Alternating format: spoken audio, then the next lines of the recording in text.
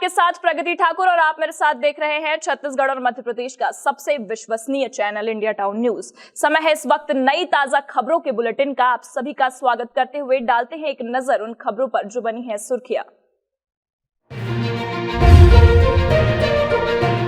शिवपुरी की बेटी ने जीता गोल्ड। 64 किलोग्राम बॉडी वेट में गोल्ड के साथ सीनियर वर्ग में पाया सिल्वर। न्यूजीलैंड से 4 गोल्ड मेडल जीत चुकी मुस्कान का सपना, देश के लिए ओलंपिक में जीते सोना।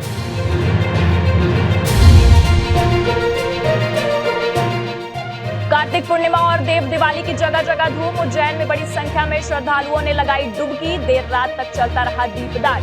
कार्तिक माह की पूर्णिमा पर उमड़ा जनसैलाब।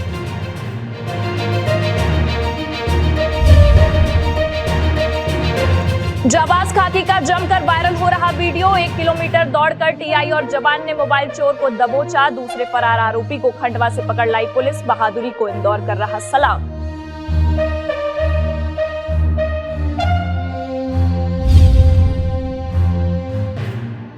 पिता और बहन को मारने वाला साइको किलर गिरफ्तार। गोवा में क्रूज पर कर रहा था मौज। पिता के एटीएम से खर्च की 2 लाख। हत्या पर नहीं कोई अफसोस, कहा पागल और मनोरोगी तानों से था परेशान।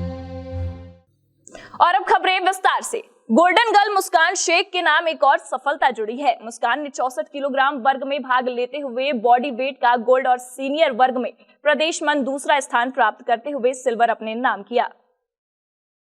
शिवपुरी जिले की गोल्डन गर्ल मुस्कान शेख ने छिंदवाड़ा में Madhya Pradesh weight lifting competition में 74 किलोग्राम बॉडी वेट में पार्टिसिपेट करते हुए 63 किलो स्नैच एवं 70 किलो क्लीन एंड जर्क लगाकर जूनियर वर्ग में मध्य प्रदेश में प्रथम स्थान प्राप्त करते हुए गोल्ड मेडल जीता एवं सीनियर वर्ग में भी पार्टिसिपेट किया और मध्य प्रदेश में दूसरा स्थान प्राप्त करते हुए सिल्वर मेडल हासिल किया। बता दें कि मुस्कान शेख ने पिछले वर्ष सब जूनियर पावर लिफ्टिंग कंपटीशन में न्यूजीलैंड में आयोजित पावर लिफ्टिंग कंपटीशन में कॉमनवेल्थ में 4 गोल्ड मेडल इंडिया के नाम किए थे। मेरा नाम मुस्कान शेख है और मैं शिवपुरी से रिप्रेजेंट करती हूँ। यहाँ पे छिंदवाड़ा में state weight lifting MP game हो रहा है, जिसमें मेरा जूनियर में गोल्ड मेडल आया, सीनियर में सिल्वर मेडल आया और यहाँ पर शिवपुरी से टोटल 15 स्टूडेंट्स आए। अब मुस्कान की वेट लिफ्टिंग की तैयारी उमरलिया स्पोर्ट्स अकेडमी यूएसए में चल रही है। मुस्कान का अगला लक्ष्य है ओलंपिक में इंडिया को गोल्ड मेडल दिलाने का। इंडिया टाउन न्यूज परिवार शिवपुरी की इस बेटी को उनकी सफलता पर बधाई प्रेषित करता है। इंडिया टाउन न्यूज के लिए शिवपुरी से कुलदीप गुप्ता की रिपोर्ट। कार्तिक पूर्णिमा पर शिप्रा नदी के घाटों पर स्नान के साथ दीपदान किया गया। बड़ी संख्या में श्रद्धालु सुबह से तट पर पहुंचने लगे थे। उन्होंने स्नान के बाद पूजन अर्चन किया। शाम को घाटों पर दीपदान का क्रम शुरू हुआ, जो रात तक चलता रहा। पुराणों में उल्लेख है कि जो मनुष्य मंदिर और घर के मंदिर में दीपदान करता है वह सभी सुखों को प्राप्त करता है। पद्म पुराण के अनुसार मंदिरों में और नदी के किनारे दीपदान करने से माता लक्ष्मी की विशेष कृपा प्राप्त होती है। इसके अलावा भूमि पर या किसी दुर्गम स्थान पर दीपदान करने से व्यक्ति को स्वर्ग की प्राप्ति होती है। कार्तिक मास की आज पूर्णिमा का महापर्व है। पूरे महीने भर का कार्तिक मास की पूर्णिमा का जो महत्व होता है, जो भी श्रद्धालु पूरे महीने भर तक कार्तिक मास में शिप्रा तट पे या अपने स्थान पे भगवान का तीर्थ का पूजन नहीं कर पाते हैं ब्रह्म मुहूर्त में प्रातःकालीन, तो आज पूर्णिमा के दिन वो अगर आके तीर्थ पर देवताओं के सम्मुख दीपदान इत्यादि कर्म करते हैं तो उनको पूरे महीने भर का पुण्य फल प्राप्त होता है और भगवान कार्तिक महाराज की फल की प्राप्ति होती है का महत्व माना गया है। रविवार को शिप्रा नदी के घाट पर बड़ी संख्या में श्रद्धालुओं ने दीपदान किया। सोमवार को भी दीपदान किया जाएगा। इंडिया टाउन न्यूज के लिए उज्जैन से प्रियंक की रिपोर्ट। इंदौर की सदर बाजार पुलिस की जाबाजी देखने को मिली। थाना प्रभारी और जवान ने करीब 1 किलोमीटर पीछा कर छात्र से मोबाइल लूट करने वाले बदमाश को पकड़ा। इस बदमाश के एक साथी को खंडवा से गिरफ्तार किया। आरोपी के कब्जे से लूट में उपयोग की गई मोटरसाइकिल और माल भी जब्त किया। पिछले दिनों पुलिस पहली बटालियन के पास से एक छात्र से मोबाइल लूटकर भाग रहे 2 बदमाशों में एक आरोपी को टीआई सतीश पटेल ने करीब 1 किलोमीटर दौड़ लगाकर पकड़ा। टीआई और थाने के जवानों ने जाबाजी दिखाते हुए बदमाश को पकड़ा। बदमाशों के पीछे पुलिस को दौड़ लगाते हुए देख स्थानीय लोग भी रोमांचित हो गए थे। इसकी सीसीटीवी तस्वीर भी वायरल हुई, जिसमें टीआई जवान बदमाश के पीछे दौड़ते हुए नजर आ रहे हैं। जब टीआई जवान बदमाश के पीछे दौड़ रहे थे, उस दौरान बदमाश का दूसरा साथी कालू पुलिस को चकमा देकर भाग निकला था। पुलिस ने उसे खंडवा से पकड़ा। ये 20 सितंबर की घटना है, जब करीब 3:30-4 बजे जो स्कूल का स्टूडेंट हिमांशु प्रजापत है, ये अपना दोस्त के साथ मोबाइल चला रहा था। वहाँ पर ये 2 गुंडे आए वहाँ पर और इसका मोबाइल छीना, इसको धक्का देकर इसका मोबाइल छीना और वहाँ से भागने लगे। तत्काल वहाँ पर मैं और आरक्षक रवीन भी पहुंचे थे पेट्रोलिंग करते हुए। फिर हम दोनों ने, रवीन और मैंने, इसको जाके पकड़ा था, इसका पीछा करके दौड़ के। इसने अपनी जो मोटरसाइकिल थी, जो घटना में इन्होंने उपयोग में की थी, उसको सिमरोल में उसने छुपाया था। सिमरोल से वो मोटरसाइकिल जब्त हो गई है। पुलिस ने दोनों आरोपियों को गिरफ्तार कर जेल भेज दिया है। वहीं टीआई और जवान की जाबाजी की पूरे शहर में चर्चा है। इंडिया टाउन न्यूज के लिए इंदौर से वी देवाशीष की रिपोर्ट। 27 नवंबर बालाघाट तहसील कार्यालय में बने डाक मत पत्रों के अस्थायी स्ट्रांग रूम को खोला गया, जहां निर्वाचन आयोग के निर्देश पर डाक मत पत्रों के बंच बनाने का कार्य निर्वाचन कार्य में लगे कर्मचारियों के द्वारा किया जा रहा था। इसी दौरान सोशल मीडिया में एक वीडियो वायरल हो गया, जिसके बाद यहां विवाद की स्थिति निर्मित हो गई। मामले की जानकारी लगने पर जहां एसडीएम संदीप सोनी भी मौके पर पहुंचे, तो वहीं कांग्रेस के प्रत्याशी अनुभा मुंजारे ने भी मौके का निरीक्षण किया। दरअसल विधानसभा निर्वाचन अंतर्गत स्थानीय तहसील कार्यालय बालाघाट में डाक मत पत्रों की अस्थानीय स्ट्रांग रूम बनाया गया है। इसकी सूचना निर्वाचन आयोग को भी दी गई है। इस बीच एक वीडियो वायरल कर ये बताने के प्रयास किए जा रहे हैं कि डाक मत पत्रों का स्ट्रांग रूम खोलकर मतों की गणना की जा रही है। रिटर्निंग अधिकारी गोपाल सोनी ने वायरल वीडियो के संबंध में जानकारी देते हुए बताया कि ऐसा कोई कार्य स्ट्रांग रूम में खुलकर नहीं किया जा रहा है। उन्होंने बताया कि निर्वाचन की प्रक्रिया के अनुसार प्रतिदिन अन्य जिलों से आने वाले ईटीबीपीएस व अन्य जिलों से प्राप्त डाक मत पत्रों की प्राप्ति के बाद दोपहर 3 बजे स्ट्रांग रूम खोलकर विधानसभावार छटनी की जाती है। इसके पश्चात बंडल बनाकर व्यवस्थित रूप से आयोग के निर्देश अनुसार कार्य संपादित किया जाता है। यह अभ्यर्थी व राजनीतिक दल के प्रतिनिधियों के संज्ञान में लाकर किया गया है। सोमवार को जब अस्थानीय स्ट्रांग रूम खोला गया तो किसी के द्वारा वीडियो बनाकर भ्रम फैलाने की कोशिश की गई। स्ट्रांग रूम की निगरानी के लिए पुलिस बल और सीसीटीवी कैमरे भी लगाए गए हैं। देखिए, ऐसा है कि जो पोस्टल बैलेट का हमारा अस्थायी स्ट्रांग रूम है, तहसील के कक्ष क्रमांक 8 में बना हुआ है और यहाँ बाकायदा सीसीटीवी कैमरे लगे हैं, 1-4 की गार्ड लगी हुई है और जो राजनीतिक दल है, अभ्यर्थी है, उनको बाकायदा लिखित सूचना और उनको डेली, जब हमारा 3 बजे खुलता है ये स्ट्रांग रूम, क्योंकि डेली हमारे ईटीपीबीएस आते हैं, उन ईटीपीबीएस को यहाँ रखने के लिए और बाकी शॉर्टिंग वगैरह करने के लिए आज ये स्ट्रांग रूम खोला गया था। राजनीतिक दल के अभ्यर्थी प्रतिनिधि भी यहाँ पर रहे हैं।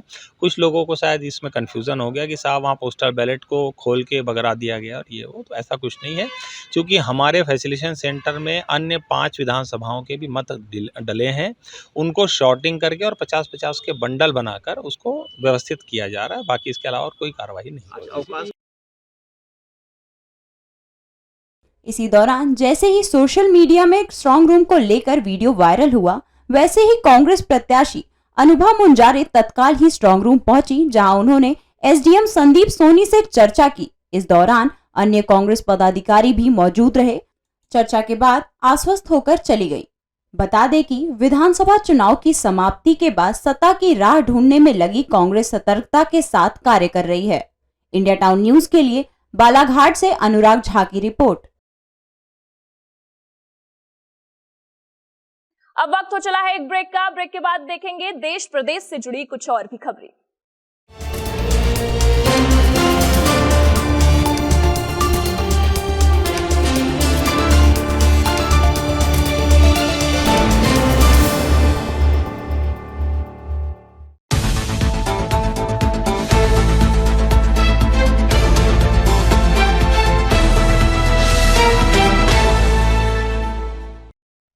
ब्रेक के बाद आपका स्वागत है। पिता और बहन की जघन्य हत्या करने वाले आरोपी बेटे को संयोगितागंज पुलिस ने गोवा से गिरफ्तार कर लिया।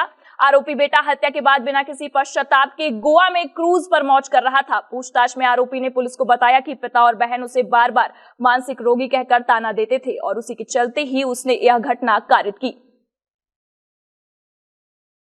बार बार पागल मनोरोगी कहने से बेटा इतना नाराज हुआ कि उसने पिता और बहन का बेरहमी से कत्ल कर दिया। घटना इंदौर के संयोगितागंज थाना क्षेत्र के नवलखा स्थित आईडीए फ्लैट में 9 नवंबर को हुई थी। बता दें कि बेटे पुलिंद उर्फ पुलकित ने पिता कमल किशोर और बहन रमा अरोरा की हत्या कर दी थी। पुलिस से प्रारंभिक पूछताछ में मनोरोगी आरोपी बेटे ने बताया कि पिता और घर के लोग उसे पागल कहकर प्रताड़ित करते थे और इससे तंग आकर उसने पिता कमल किशोर और बहन रमा की मसाला पीसने के लोहे की कुटनी से वार कर हत्या कर दी। आरोपी बेटा हत्या को अंजाम देने के बाद पहले गुजरात गया और वहां से गोवा जा पहुंचा। ये जो एक दोहरा हत्याकांड थाना संयोगितागंज में हुआ था, इसके बाद ये आरोपी घटना को अंजाम देके यहाँ से वडोदरा चला गया था ट्रेन से और आरोपी उसके बाद वहाँ से गोवा चला गया था। जो टेक्निकल साक्ष्य का केवल गोवा में होना पाया गया था, पर गोवा में इनको इतने बड़े गोवा में ढूंढकर और उस आरोपी को पहचान कर चिन्हित कर लोगों से पूछताछ कर उसको वहाँ से हिरासत में लिया गया। ये जो आप लोग ओखली खलबट्टा जानते होंगे, उसका जो मुंह सर रहता है उस बड़ा ही हैवी होता है, वो हथौड़ा नुमा रहता है, तो उसी का प्रयोग करते हुए उसने जब इसकी बहन अपने पिताजी को विज़िट करने आई थी और उनके बीच में बातचीत हो रही थी, तो उसी बात में किसी को नाराज़गी और अपने पुराने ईर्ष्या को देखते हुए इसने पहले अपनी बहन को मारा, तो बीच में उसके पिताजी आ गए, तो फिर इसने दोनों को ही उस मूसल से मार के उनकी हत्या कर दी। पुलिस ने बताया कि आरोपी बेटे ने पिता के बैंक अकाउंट से एटीएम कार्ड के जरिए पैसे निकालकर गोवा में मौज मस्ती क्रूज पार्टी की। अब तक आरोपी ने 2 लाख से ज्यादा खर्च किए हैं। पूछताछ में आरोपी ने बताया कि पिता और बहन उसको पागल समझते थे, लेकिन वो पूरी तरह ठीक था। उसने ये भी कहा कि उसकी बहनें पिता की संपत्ति पर कब्जा करना चाहती हैं। उसने ये भी कहा कि उस दिन जब पिता और बहन ने उसे दवाई लेने का बोला तो उसके दिमाग में एकदम आक्रोश आया और उसने हत्या कर दी। जैसा कि आरोपी से बात करने के बाद पता चला कि आरोपी को यह लगता है कि वह मानसिक रूप से पूर्णतः स्वस्थ है एवं आरोपी को उसके माता पिता के द्वारा और उसकी जो 3 बहनें हैं उसके द्वारा इस कहकर प्रताड़ित किया जा रहा है कि वो पागल है। इसको 4 बार रिहैबिलिटेशन सेंटर भी भेजा गया है। तो आरोपी को ये हमेशा से लगता था कि वो पूर्ण रूप से स्वस्थ है और उनकी बहनें जानबूझकर अपने माता पिता का सहारा लेते हुए प्रॉपर्टी को अपने कब्जे में लेकर उसको शोषण कर रही है। इस वजह से वो प्रताड़ित होकर उसने ये कदम उठाया। फिलहाल पुलिस इस मनोरोगी आरोपी से पूछताछ कर रही है। वहीं आरोपी की अन्य बहनें भी सदमे से उबरने की कोशिश कर रही हैं। इंदौर से इंडिया टाउन न्यूज के लिए विदेवाशीष की रिपोर्ट। खुरई के देहात थाना के ढेमना गांव के पास एक कांग्रेसी कार्यकर्ता राजेंद्र सिंह कुर्मी का शव सड़क पर दुर्घटना के बाद कार के नीचे पड़ा मिला। परिजनों ने हत्या की आशंका जताते हुए हंगामा और चक्का जाम किया। वहीं एफएसएल के आने तक शव नहीं उठाने दिया। खुरई देहात थाना क्षेत्र के ढेमना गांव के पास सड़क किनारे एक कार के नीचे कांग्रेसी कार्यकर्ता 45 वर्षीय राजेंद्र सिंह कुर्मी का शव मिला। यह देखने में सड़क दुर्घटना प्रतीत हो रही है, लेकिन परिजनों ने राजनीतिक द्वेष के चलते हत्या की आशंका जाहिर की है। दरअसल मृतक राजेंद्र अपनी कार से रात लगभग 10 से 11 के बीच खुरई से गाँव लौट रहे थे, लेकिन वे घर नहीं पहुँचे। सुबह उनका शव गाँव से कुछ दूरी पर खुरई के रास्ते में सड़क किनारे स्वयं की कार के नीचे दबा मिला। परिजनों ने हत्या की आशंका जाहिर करते हुए बताया कि यदि सड़क दुर्घटना होती तो शव कार के ठीक नीचे कैसे आ जाता, कार के अंदर होना चाहिए। रात की है करीब 11-12 के बाद टक्कर मारी, निशान भी है गाड़ी के वहाँ पे। खुरई से गाँव आ रहे थे लौट के। अभी सुबह आए हम लोग को तो पता चला टक्कर मारी है किसी ने। मर्डर सा लग रहा है। ये जानबूझकर किया गया है। घटना स्थल पर 2 कारों के पहिए के निशान होने की बात भी बताई जा रही है। ये हमारे चाचा जी खुरई से रात में 1 या 1:30 बजे करीब आए हैं और रात में इनकी गाड़ी को किसी ने टक्कर मारी गई है और इनके साथ ये अनाधिकृत जो भी कृत्य किया गया है और बाकी तो नहीं बोल सकते हैं किसने क्या किया है, पर ये जानबूझकर किया गया है। गाड़ी पे आप देख सकते हैं फुटप्रिंट मिल जाएंगे, आपको फिंगरप्रिंट मिलेंगे या जो भी हो। मैं ये चाहता हूँ, मेरा निवेदन है यहाँ के कर्मचारियों से और आप लोगों से, मीडिया प्रभारियों से, भैया मेरे चाचा जी को इंसाफ दिया जाए इस चीज़ के लिए।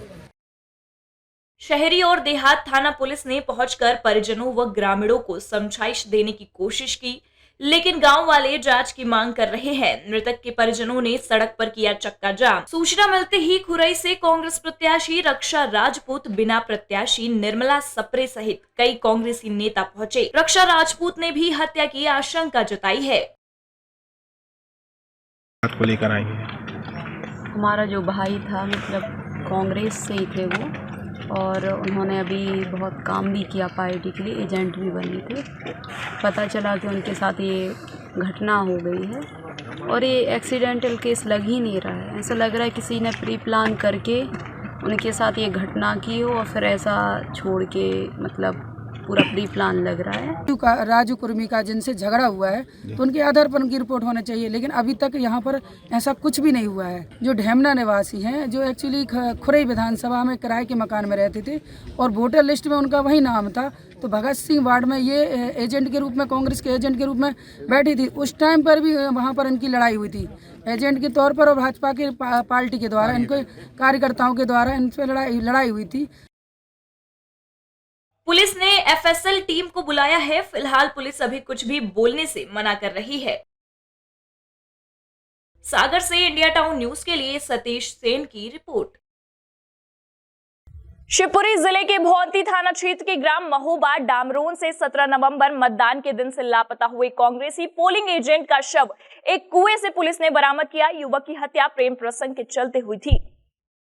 जानकारी के अनुसार महोबा डामरोन का रहने वाला 38 साल का कृष्णपाल चौहान 17 नवंबर को कांग्रेस पार्टी की ओर से पोलिंग एजेंट बना था। हालांकि मतदान के बाद वह लापता हो गया। इसकी शिकायत परिजनों ने भौंती थाना में दर्ज कराते हुए गांव के गजराज कुशवाहा पर संदेह जाहिर किया। पुलिस को जब गुमशुदा व्यक्ति का कोई सुराग नहीं मिला तो उसकी सीडीआर निकलवा कर मामले की जाँच शुरू कर दी। पुलिस ने संदेह होने पर गजराज उर्फ गुज्जू कुशवाहा और उसकी पत्नी धनवंती को बुलाकर पूछताछ में दंपति ने अपना गुनाह स्वीकार कर लिया। मृतक के गजराज की पत्नी के साथ अवैध संबंध थे। दोनों आरोपियों की निशानदेही पर पुलिस ने आरोपियों के खेत पर बने कुएं से कृष्णपाल का शव बरामद कर लिया। मृतक के परिजनों ने पिछौर थाने का घेराव कर चक्का जाम कर दिया और आरोपियों पर धाराएं बढ़ाने के साथ ही पुलिस पर मिली भगत के आरोप भी लगाए तथा भौंती थाना प्रभारी को तत्काल प्रभार से निलंबित करने की मांग पर अड़े रहे। सर से यही कह रहा हूँ कि हमारी बिल्कुल मांगे ऑन टाइम इमीडिएटली बिल्कुल मानी जाए, तुरंत अभी मानी जाए। शहर में पूरे क्षेत्र में गुंडागर्दी व्याप्त है, पूरा बीजेपी चल रहा है, थाना बिल्कुल लीज पे चल रहा है, सफाई थाने चला रहे हैं, टीआई की कोई नहीं सुन रहा है। कल हमें गाली दी गई, टीआई साहब उसके साथ थे, हमें गालियां दी गई, टीआई साहब ने उसको कुछ भी नहीं बोला। तुरंत टीआई साहब को निलंबित किया जाए। पुलिस ने इस मामले में गजराज और उसकी पत्नी धनवंती के अलावा वीर सिंह, हरदास और एक अन्य के खिलाफ हत्या का मामला दर्ज कर आरोपियों को राउंड अप कर लिया है। ये महोबा डामरोन गांव निवासी एक कृष्णपाल सिंह चौहान जो विगत 10 दिनों से लापता थे, कल उनकी डेड बॉडी मिली है। तो पुलिस ने उस पर जो आरोपी थे उनको गिरफ्तार कर लिया है। 300 का मुकदमा कायम किया है। उनको आज माननीय न्यायालय में पेश किया गया है, जहां से उनको जेल भेज दिया गया है। एसडीओपी प्रशांत शर्मा का कहना है कि इस मामले में जांच अभी बाकी है, साथ ही अन्य लोगों से भी पूछताछ की जा रही है। इंडिया टाउन न्यूज के लिए शिवपुरी से कुलदीप गुप्ता की रिपोर्ट। शाजापुर के ओमकारेश्वर मंदिर के पास चिल्लर नदी घाट पर सोमवार कार्तिक पूर्णिमा, जिसे देव दीपावली भी कहा जाता है, के अवसर पर बड़ी संख्या में महिलाओं ने चिल्लर नदी घाट पर पहुंचकर देर शाम विधि विधान से पूजन अर्चन कर दीपदान किया। हिंदू धर्म ग्रंथों की मान्यता के अनुसार कार्तिक पूर्णिमा तिथि को शिव जी ने त्रिपुरासुर नाम के दैत्य का वध किया था। इस वजह से इसे त्रिपुरारी पूर्णिमा कहते हैं। कार्तिक पूर्णिमा को देवताओं की दीपावली के रूप में भी मनाया जाता है, इस कारण इसे देव दीपावली कहते हैं। सोमवार शाम महिलाओं ने कार्तिक पूर्णिमा के अवसर पर दीपदान कर परिवार के लिए सुख समृद्धि की मनोकामना की। आज देव दिवाली है कार्तिक पूर्णिमा के उपलक्ष्य में। तो आज के दिन भगवान शिव ने त्रिपुरासुर राक्षस का वध किया था, तो उससे देवता सब अभय हुए थे और देवताओं ने प्रसन्न होकर दीपावली की उत्सव मनाया था, इसलिए इसको देव दीपावली मानते हैं। दान करने से भगवान से ये मांगते हैं कि जैसे हमने घाट पे दीपक का दान किया है, हमारा जीवन प्रकाशित रहे। हे भगवान, आपके आशीर्वाद हमारे जीवन में बने रहे।